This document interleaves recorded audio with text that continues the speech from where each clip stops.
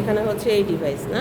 Police constable পদে চাকরি পাইয়ে দিতে চুক্তি হয় জনপ্রতি 18 লাখ টাকায়। লিখিত পরীক্ষায় পাশ করলেই চাকরি নিশ্চিত। চুক্তিমতে পরীক্ষায় আসা প্রশ্নগুলোর উত্তর সরবরাহ হবে ডিভাইসের মাধ্যমে।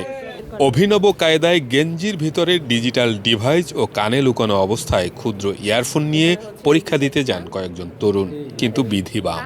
পুলিশ পদে পরীক্ষা দিতে এসে পুলিশের হাতেই যে ধরা পড়তে হবে কে জানতো। শেরপুরে পুলিশ কনস্টেবল পদে নিয়োগ পরীক্ষায় অভিনব কায়দায় ডিজিটাল ডিভাইস ব্যবহারের অভিযোগে 5 পরীক্ষার্থীকে আটক করা হয়েছে। 9 মে শনিবার দুপুরে শহরের নবারুণ পাবলিক স্কুলে অনুষ্ঠিত হওয়া ওই পরীক্ষা কেন্দ্র থেকে তাদের আটক করে পুলিশ। পরীক্ষার্থীদের কাছ থেকে অভিনব কায়দায় গেঞ্জির ভেতরে ডিজিটাল ডিভাইস ও কানে লুকোনো অবস্থায় ক্ষুদ্র ইয়ারফোন উদ্ধার করা হয়। আটক তরুণরা জানান, জনপ্রতি 18 লাখ টাকার বিনিময়ে লিখিত পরীক্ষায় পাশের চুক্তিতে তারা ডিজিটাল ডিভাইস ব্যবহার করছিল। পরীক্ষার্থীরা আমাদেরকে বলেছে যে তাদের সাথে প্রতারক চক্র, তাদের যখন মাঠ পরীক্ষা শেষ হয়েছে তখন প্রতারক চক্র তাদের কাছে এসে যোগাযোগ করে তাদেরকে বলেছে 18 লাখের বিনিময়ে তারা তাদের লিখিত পরীক্ষা অতিক্রম করতে সাহায্য করবে। এই ঘটনাটি মানে সত্য এবং প্রত্যেকটি প্রার্থী হচ্ছে আমাদেরকে এই বিষয়ে অবগত করে। পুলিশে এখন হচ্ছে বর্তমানে টিআরসি নিয়োগ পরীক্ষা চলমান। বিভিন্ন জেলায় টিআরসি নিয়োগ পরীক্ষা ইতিমধ্যে সমাপ্ত হয়েছে। আমাদের শেরপুর জেলা টিআরসি নিয়োগ পরীক্ষা লিখিত পরীক্ষা অংশটি আজকে 9 মে অনুষ্ঠিত হচ্ছিল। আমরা খুব সতর্কতার সাথে সবাইকে চেক করে মানে পরীক্ষা হলে প্রবেশ করিয়ে নিই। তো পরীক্ষা চলমান অবস্থায় একজন পরীক্ষার্থীর আচরণ সন্দেহজনক হলে পুলিশ সুপার স্যারকে অবহিত করি আমরা।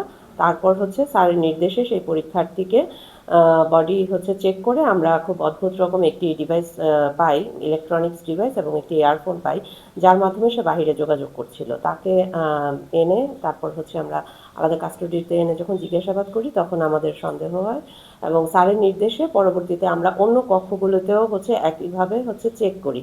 চেক করার পর আমরা আরও 4 জন পরীক্ষার্থীকে পাই যারা ঠিক একই রকম ডিভাইস এবং একই রকম ইয়ারফোন ব্যবহার করে। পরবর্তীতে সেই 4 জন সহ 5 জনকে আমরা এক জায়গায় এনে জিজ্ঞাসাবাদ করতে থাকি এবং হচ্ছে যে এটা স্পষ্ট দৃশ্যমান যে এটি একটি সুনির্দিষ্ট প্রতারক চক্রের কাজ বা একটি চক্রের কাজ। তো এই বিষয়ে হচ্ছে আমরা তাদেরকে আটক করি এবং হচ্ছে নিয়মিত মামলা রুজুর প্রক্রিয়া চলমান। বর্তমানে আমরা এটি আরও হচ্ছে তদন্ত করে দেখছি যে তাদের পিছনে কে আছে। এইসব অসৎ উপায় অবলম্বন করে যারা পরীক্ষায় অংশগ্রহণ করেছে তারা যেরকম আইনের আওতায় তাদেরকে যেরকম আইনের আওতায় আনা হবে এবং যারা এই চক্রের পিছনে দীর্ঘদিন ধরে কাজ করছে আমরা তাদেরকেও আইনের আওতায় আনার সর্বাত্মক চেষ্টা করব। জেলায় ট্রেনি রিক্রুট কনস্টেবল পদে নিয়োগের লক্ষ্যে শারীরিক মাপ, কাগজপত্র যাচাইকরণ সহ অন্যান্য ইভেন্টে উত্তীর্ণ প্রার্থীদের লিখিত পরীক্ষা ছিল শনিবার সকাল 11টায়।